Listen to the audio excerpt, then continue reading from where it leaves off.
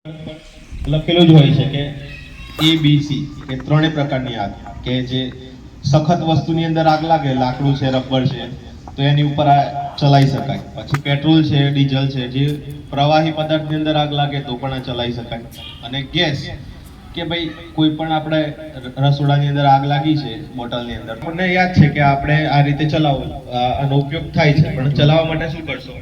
તો પીળા કલરની સેફટી ક્લિપ હોય છે. આવી રીતે સેફટી ક્લિપ હોય, એક તોડવાની હોય છે પ્લાસ્ટિકની. પછી બીજી એક સેફટી ક્લિપ હોય છે, એ લોખંડની હોય છે, એ નીકળી ગઈ, બરાબર. પછી આપણે આની અંદર એક કાંટો આપ્યો છે, સોય છે, કે વચ્ચે લીલો કલર છે અને બંને બાજુ લાલ કલર છે. તો એ જે કાંટો છે એ લીલા પર હોવો જોઈએ, તો આપણે એને ચલાવવો જોઈએ. બંને બાજુ લાલ છે તો એક બાજુ આની અંદર વધારે પ્રેશર થઈ ગયું છે અને બીજી બાજુ લાલ, તો એની મતલબ એવો કે એક બાજુ ઓછું પ્રેશર છે. તો આપણે એવા સંજોગોની અંદર આને ચલાવવાનો હોતો નથી. તો આ સોયને જોવાની, પહેલા તો સોય જોવાની, સોય લીલા પર છે, આ ક્લિપ અંદર છે સેફટી ક્લિપ, એને હટાવવાની.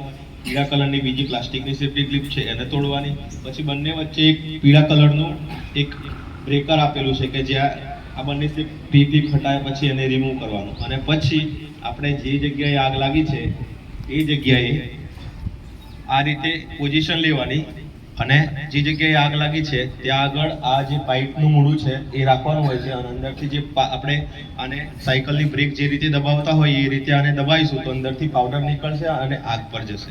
એ આપણે પ્રેક્ટિકલ કરીને બતાવીશું તમને થોડી વાર પછી કે કઈ રીતે આ ચાલે છે. પણ આટલું ધ્યાન રાખવાનું ચલાવતા પહેલા કે સેફટી ક્લિપ ખોલવાની, એનો જે પ્રેશર છે અંદર, કાંટો છે એ લીલા પર હોવો જોઈએ, બરાબર.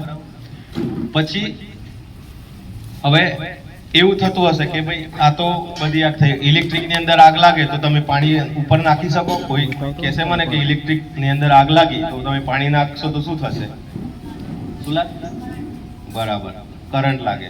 તાલીઓ પાડો આપણી માટે.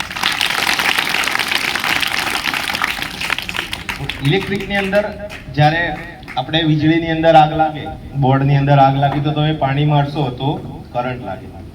તો એ સમયે આપણે આ CO2 એક્સટિંગ્યુશર, કાર્બન ડાયોક્સાઇડ એક્સટિંગ્યુશરનો ઉપયોગ કરવાનો હોય છે. કે એની અંદર કાર્બન ડાયોક્સાઇડ ભરેલો હોય છે, એની અંદર કોઈ સોય આવતી નથી. તમારે સેફટી ક્લિપ ખોલવાની.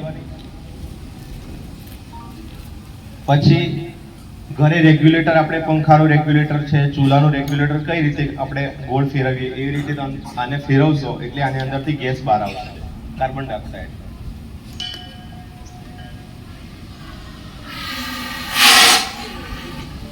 નીકળ્યો ગેસ, તો આની અંદર કાર્બન ડાયોક્સાઇડ ભરેલો છે. કે જ્યારે ઇલેક્ટ્રિકની અંદર આગ લાગે, આપણી સ્કૂલની અંદર છે તો બોર્ડની અંદર આગ લાગે, કે પછી આપણા LCD ટીવીની અંદર આગ લાગે, પ્રોજેક્ટરની અંદર આગ લાગે, તો આપણે આ એક્સટિંગ્યુશરનો ઉપયોગ કરતા હોઈએ છીએ કે જેથી કરીને આપણને કરંટ લાગવાનો ભય ઓછો થઈ જાય છે. તો આને CO2 એક્સટિંગ્યુશર આ પણ આપણે ચલાવીને જોઈશું, બરાબર.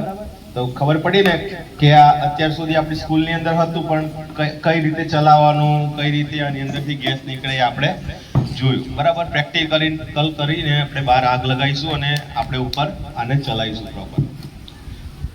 હવે થઈ ગયું, હવે આગ લાગી છે, આપણે આગ બુઝાવવા માટે અંદર ગયા, આગ બુઝાવી દીધી. પણ કોઈ સંજોગો એ હોય કે આપણે જે જગ્યાએ છીએ ત્યાં આગળ આપણે ફસાઈ ગયા. હવે આગની અંદર સૌપ્રથમ ધુમાડો નીકળતો હોય છે, તો ધુમાડાથી બચવા માટે શું કરવું જોઈએ? તો ધુમાડાથી બચવા માટે તમારે તમારી જોડે ઓઢણી હોય, પછી જે આ છોકરાઓ હોય એમના જોડે રૂમાલ હોય, ટી શર્ટ હોય, તો આ રીતે તમે એને મોઢા પર બાંધી, નાક અને મોઢા પર આ રીતે બાંધી અને એ ધુમાડાથી તમે બચી શકો. અને કોઈ જગ્યાએ તમે ફસાયા છો તો રૂમાલ બાંધી અને નીચે બેસી જવાનું.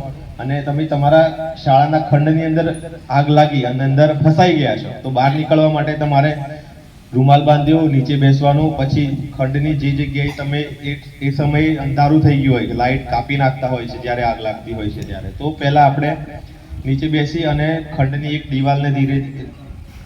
દિવાલને ટચ કરી લેવાનું. પછી નીચે બેસતા એ દિવાલને અડતા તમે દિવાલને અડતા આગળ વધશો ને તો એક સમય એવો આવશે કે તમે તમારા ખંડના દરવાજા સુધી પહોંચી જશો અને ધીરે રહીને બહાર નીકળી જશો. તો આટલું ધ્યાનમાં રાખવું જોઈએ. કોઈ જગ્યાએ આગની અંદર ફસાયો હોય તો રૂમાલ બાંધવાનો, નીચે બેસી જવાનું. પહેલા ધુમાડો બધો ઉપર ભેગો થતો હોય છે, કારણ કે ધુમાડો હલકો હોય હવા કરતા, એટલે એ પહેલા ઉપર ભેગો થાય, પછી ધીરે ધીરે નીચે આવતો હોય છે. તો સૌપ્રથમ નીચે બેસી જવાનું, પછી આવી રીતે દિવાલને અડતા અડતા અડતા નીચે બેઠા બેઠા એક બાજુથી ચાલુ કરશો દિવાલને પકડીને, તો એક સમય એવો આવશે કે તમને દરવાજા સુધી લઈ જશે, અને દરવાજાની અંદરથી તમે બહાર નીકળી અને બચી જશો. પછી જોડે તમારા જે બીજા સાથી મિત્રો તમારા હોય એમને પણ તમે એ રીતે લઈને બહાર આવી શકો છો. તો આ રીતે ધુમાડાથી બચવાનું હોય છે, બરાબર. પછી હવે તમને બચાવવા માટે અંદર જે જવાનો આવતા હોય છે એમના જોડે આવી રીતે એક સિલિન્ડર વાળું BSF પહેરેલું હોય છે. આની અંદર આપણે આ જે હવા છે એને દબાણપૂર્વક ભરવામાં આવે છે, કે એને બહુ વધારે દબાણથી ભરવામાં આવે છે. તો આ એ પહેરીને અંદર આવતો હોય છે અને તમને બચાવે છે. જે અંદર તમે અંદર ફસાયા છો, બહાર આવવા માટે તમારા જોડે રસ્તો નથી, તો આ અંદર પહેરીને આવતો હોય, આની અંદરથી જે ફાયરનો જવાન છે એને હવા મળતી હોય છે, અને આ બહાર જે કાચ જેવું છે એનાથી એને ધુમાડાને, જે આંખને અને નાકની અંદર, જે ફેફસાની અંદર ધુમાડો જતો હોય છે એ બચાવે છે. તો આ એક કાચ છે કે જેનાથી આગની અંદર જે ધુમાડો આપણે આંખને નુકસાન કરે, આપણા નાકથી જે શ્વાસ લઈએ એના જોડે ધુમાડો ફેફસાની અંદર જતો હોય છે એ રોકે છે, અને જે અંદર માણસો ફસાયા હોય એ લોકોને બહાર કાઢે છે. આ એક કૃત્રિમ હૃદય છે. આપણું હૃદય જે છે એવું જ એક કૃત્રિમ હૃદય છે કે જે ધુમાડાની અંદર અમારા જોડે હોય છે, અને અમે આના પર નિર્ભર હોઈએ છીએ. તો આને BSF કહેવાય છે. આ જે કપડાં છે એ પણ ફાયરપ્રૂફ હોય છે, કે એક સમયે આપણે આગની અંદર જઈ અને કોઈ માણસને લઈ અને બહાર આવવા માટે સક્ષમ હોય છે. તો આ ફાયરનું સૂટ કહેવાય છે, કે જે આપણા કપડાં છે એવા નોર્મલી કપડાં ના હોય, અલગથી હોય છે, કે આની અંદર આને જે ફાયરમેન છે એને અંદર ગરમી ના લાગે, અને એ આગની જ્વાળાઓથી જે સળગવાનો ભય છે એ આના કોઈ શાળા સ્કૂલની અંદર તો 101 નંબર પર ફોન કરાવશો, કોઈ કરશો તો ડાયરેક્ટ અમારા ફાયર કંટ્રોલ રૂમની અંદર આવે. તો આટલું યાદ રાખવાનું, આગ લાગે એવી ઘટના બનતી હોય તો આપણે 101 નંબર પર ફોન કરવાનો હોય, બરાબર. 108 માટે 108, પોલીસનો 100, પછી 101 એટલે ફાયર, બરાબર. અને કોઈ પણ નંબર યાદ ના રહે તો 112 નંબર પર ફોન કરશો તો પણ અમને જાણશો. આગની વાત કરી, હવે આપણે પૂરની વાત કરીશું, કે આ એક સ્કૂલ બેગ જેવું છે, અને લાઈફ બોય જેકેટ કહેવાય છે. આ રીતે એને પહેરવાનું હોય છે. કોઈ પણ જગ્યાએ આપણે સ્કૂલની અંદરથી પ્રવાસ જતા હોય કે એવી જગ્યાએ જતા હોય જે આપણે પાણીની વચ્ચે જઈને કે પાણીમાં આપણે ઉતરવાનું હોય, બોટિંગ કરવા વખતે બોટની અંદર બેસવા માટે, તો આ પહેરવાય છે. આ રીતે એને પહેરવાનું હોય છે. સ્કૂલ બેગ જેવું હોય છે. આની અંદર થર્મોકોલ ભરેલો હોય છે. થર્મોકોલ જે આપણી બેગની અંદર થર્મોકોલ હોય બંને પટ્ટાની અંદર, એવો થર્મોકોલ ભરેલો હોય છે. તો આને લાઈફ બોય જેકેટ કહેવાય છે. રિંગ બોય કે આની અંદર પણ થર્મોકોલ ભરેલો હોય છે. કોઈ માણસ ડૂબતો હોય છે, તમે આ વસ્તુ કોઈ જગ્યાએ જોઈ છે? ક્યાં આગળ જોઈ છે? બોટ પર, કોઈ તળાવ હોય એની કિનારા પર બાંધેલી હોય છે. આ બાંધેલું હોય છે, પેલું બાંધેલું હોય છે. તો એ કોઈ વ્યક્તિ ડૂબતો હોય તો એને બચાવવા માટે આ રિંગ આપણે એ વ્યક્તિ જોડે ફેંકીશું, તો આ એ રિંગનો સહારો લઈને એ વ્યક્તિ પાણીની ઉપર, તમને બોટ જેવું દેખાતું હશે કે બોટ જેવું છે, કે નાની બોટ હોય એવું. તો આ રેસ્ક્યુ ક્રાફ્ટ છે. કોઈ માણસ પાણીની અંદર, પાણી જાય છે અને અંદર ફસાયો છે, વચ્ચે કોઈ ઝાડ પકડીને બેઠો છે, તો એ વ્યક્તિને એ જગ્યાએથી બહાર લાવવા માટે આ પાણીની અંદર ઉતારવામાં આવે છે અને એને રિમોટથી ચલાવવામાં આવે છે. એ વ્યક્તિ, જે માણસ છે ફસાયો છે, જોડે મોકલતા હોઈએ છીએ. એ વ્યક્તિ બંને બાજુ પકડી, સાયકલના સ્ટીરિંગ કઈ રીતે પકડી એ રીતે પકડી લે છે, અને પછી આ રિમોટથી આ મશીનને બહાર લાવવામાં આવે છે, જેથી જોડે જોડે એ વ્યક્તિ પણ આ મશીનની જોડે જોડે બહાર આવતો હોય છે. અને આ વસ્તુ એવી છે કે જે પાણીની ઉપર તરે છે, કે આ માણસને બચાવવા માટે બહુ વધારે જરૂરી ઉપકરણ છે. વહેતા પાણીની અંદર માણસ જ્યારે ફસાય તો આનો ઉપયોગ, કે પછી કોઈ જગ્યાએ બોટ રેસ્ક્યુ ક્રાફ્ટ, કોઈ વ્યક્તિને ઈજા થઈ છે તો એને એક જગ્યાએથી બીજી જગ્યાએ લઈ જવા માટે આપણે આના ઉપર એ વ્યક્તિને સુવડાવતા હોઈએ છીએ અને એ જગ્યાએથી બીજી જગ્યાએ લઈ જઈએ છીએ.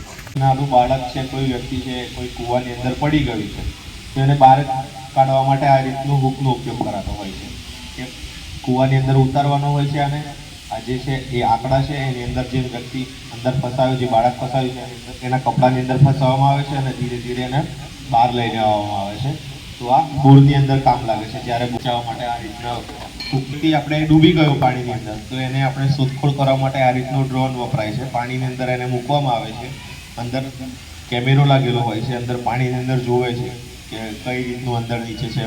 જો વ્યક્તિ અંદર દેખાય કે પાણીની અંદર આની અંદર ટેબ્લેટ લગાવવામાં આવેલું છે કે દેખાય કે ભાઈ આ કેમેરાથી કે અંદર વ્યક્તિ છે, તો આ ચીપિયા વડે એને પકડી અને બહાર લાવવામાં આવે છે. તો આ અંડર વોટર કે પાણીની અંદર જઈને કામ કરે છે, અંડર વોટર ડ્રોન કહેવાય છે. બરાબર છે. આ પણ તમે થોડી વાર પછી જોજો. હવાની ઉપર તો આપણે ઉડતા ડ્રોન બહુ જોયા, પણ આ પાણીની અંદર કામ કરે છે. પાણીની અંદર જાય છે, વ્યક્તિની શોધખોળ કરે, વ્યક્તિ મળે છે તો એને લઈને. તમે સમાચારની અંદર જોયું હશે કે ભાઈ વાવાઝોડું આવે છે તો આપણને 2-3 કલાક પહેલા કે 2-3 દિવસ પહેલા જ કહેવામાં આવે છે કે ભાઈ વાવાઝોડું આવવાનું છે, તો ઘરની બહાર નીકળવાનું ટાળવું જોઈએ.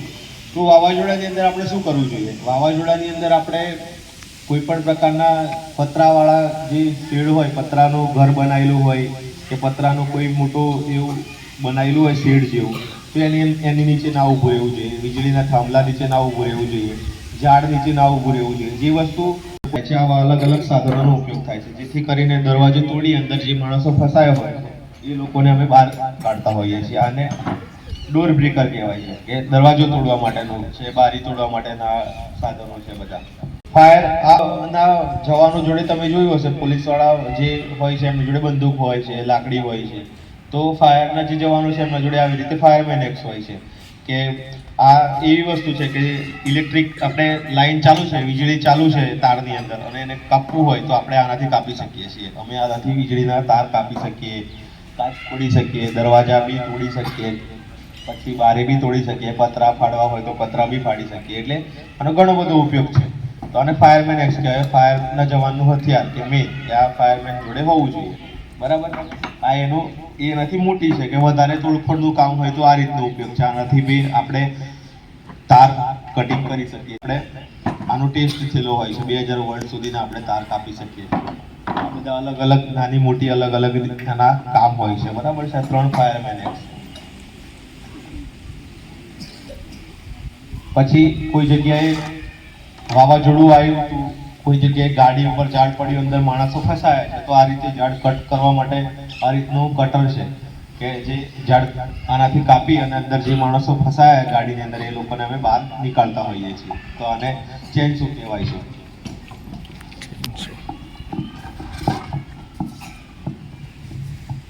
પછી અવારનવાર સમાચારની અંદર જોતા હશો કે રોડની અંદર 2 ગાડી સામસામે ટકરાઈ અને માણસો ગાડીની અંદર ફસાયા છે, તો એ ગાડી કાપવા માટે આ રીતનું સાધનનો ઉપયોગ થાય છે.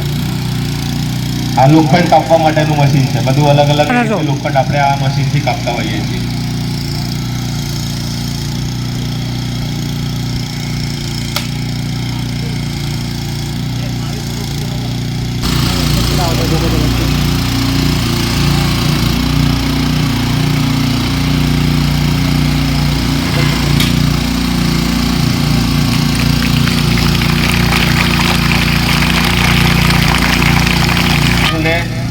બે વસ્તુને પહોળી કરવી છે તો આ રીતે સ્પ્રેડરથી પહોળી કરતા હોઈએ છીએ. અને કોઈ વસ્તુ વચ્ચે જગ્યા કરવાની હોય તો આ રીતે ખોલી અને એ વસ્તુ વચ્ચે જગ્યા કરતા હોઈએ.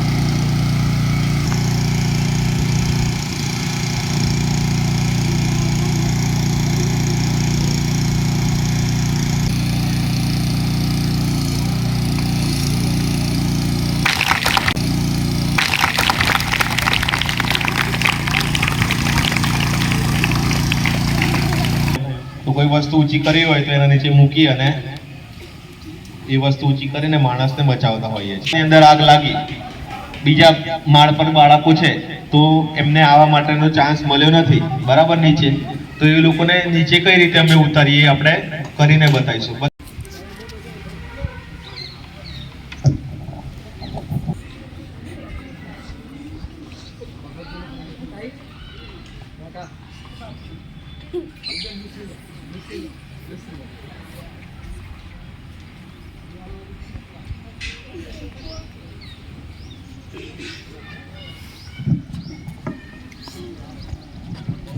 માણસ કેવી રીતે ખુરશીની અંદર બેઠેલો હોય એ રીતે જુઓ, બાંધ્યું છે અને એ રીતે નીચે લાવે છે.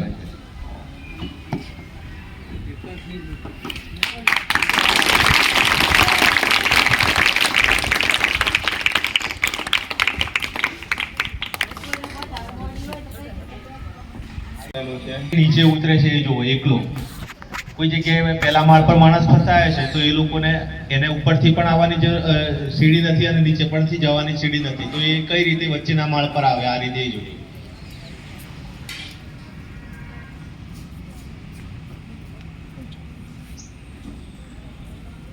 આ રીતે વચ્ચેના માળ પર આવે છે, પછી ધીરે રહીને નીચે આવે છે.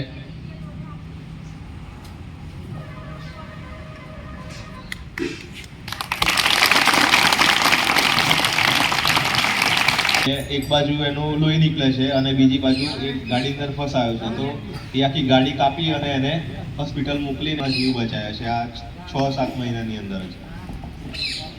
પ્રાંતિજ આગળ ત્યાં આગળ પૂરા લાસ્ટ ગયા ચોમાસાની અંદર પાણી આવ્યું હતું વધારે, તો એક માણસ નદીની વચ્ચે ફસાયો હતો, તો રાત્રે 10 વાગે જઈ બોટ લઈ અને એ વ્યક્તિને રાત્રે 10 વાગે એ અંધારાની અંદર એ વ્યક્તિને જીવતો લઈ અને એના પરિવારને સોંપ્યો હતો રાત્રે 10 વાગે.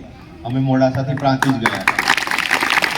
અલગ અલગ એક્ટિવિટી કરતા એક બહુ મોટો ચેલેન્જ હતો, કારણ કે એ રિસ્ક એવું હતું કે અમે જો બોટ લઈને બહાર અંદર જતા રહ્યા, કોઈ બેલેન્સ ચૂકી ગયા તો એ સમયે જો કદાચ બેલેન્સ જતું રહેતું, ઘુમાઈ દેતા બોટનું, અથવા કોઈ અગમ્ય કારણસર ખેંચાઈ જતા, તો અમારો કોઈ પત્તો જ નહોતું.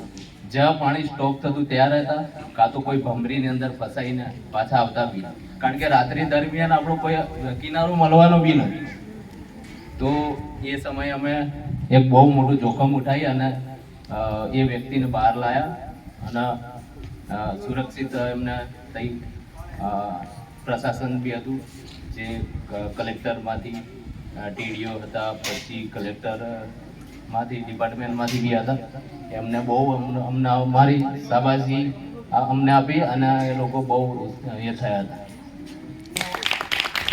એ સમય 3 થી 4 દિવસ ફટાકડા ફાયરની અંદર આગ કાબુ કરતા હતા, આગને કંટ્રોલ લેતા હતા. જ્યારે સ્ટાર્ટિંગ થાય છે આગ, ફટાકડાનો કોલ મળે છે ફાયર બ્રિગેડ આપણા મોડાસાની અંદર, ત્યારે આજથી ત્યાં સ્થળ પર પહોંચે છે અને આસપાસમાં પબ્લિક ફસાયેલી હતી, જે સોસાયટીમાં રહેણાંક રહેતી હતી ને એ ફસાયેલી હતી. તો એ પબ્લિકને અમારે બહાર લાવી હતી. એ પબ્લિક જાતે નીકળી શકતી જ નથી, કારણ કે ધુમાડો એટલો હતો, ફટાકડા વિસ્ફોટ એટલા થતા હતા અને અલગ અલગ પ્રકારના જે રોકેટ હતા, કોઈ ક્યાંથી જાય કોઈ હતો પતો જ નતો. અમને બી નજીકથી લાગતા હતા, કોઈ પગમાં આવીને વિસ્ફોટ થાય, કોઈ બોડી અડીને જાય. પણ એ બહુ મોટો ચેલેન્જ હતો, પણ એ ચેલેન્જની અંદર બી અમે કામ કર્યું હતું અને સોસાયટીની પબ્લિકને બચાવી હતી. તો આવા નાના મોટા ચેલેન્જ રહેતા હોય છે, પણ અમારી જે તાલીમ છે, તાલીમ બી 1 વર્ષની હોય છે, 6 મહિના 1 વર્ષની. એમાં પરેડ હોય છે, પીટી હોય છે, અલગ અલગ પ્રકારની ડ્રીલો હોય છે, વોટર રેસ્ક્યુની ડ્રીલ હોય છે, આગ દરમિયાન કેવી રીતે તમારે એક્ટિવિટી કરવી, કામગીરી કરવી, એની ડ્રીલો હોય છે. તો એવા સમયે પહેલી વાર જ આ ફાયર બ્રિગેડને જોઈ હશે, તો તમને બી થતું હશે કે ભાઈ આ ફિલ્ડની અંદર જઈ અને એક સારી એવી આપણે કામગીરી કરીશું. તો રાજ્ય સરકાર દ્વારા બી આપણા કોર્સ નાખવામાં આવ્યા છે આઈટીઆઈ ફાયરમેનની અંદર. તો 10 પાસ પછી 12 પાસ પછી અથવા એજ્યુકેશન પૂરું કર્યા પછી બી આપણે એમાં જઈ શકીએ છીએ. તો આપ જેને પણ કોઈ ઈચ્છા હોય તો 10 પાસ કર્યા પછી આપણે આમાં ફોર્મ ભરી અને આઈટીઆઈમાંથી કોર્સ કરી અને દેશની સેવામાં આગળ આવજો, એવી હું દિલીપભાઈ પારગી, લીડિંગ ફાયરમેન, તમને આગ્રહ કરું છું.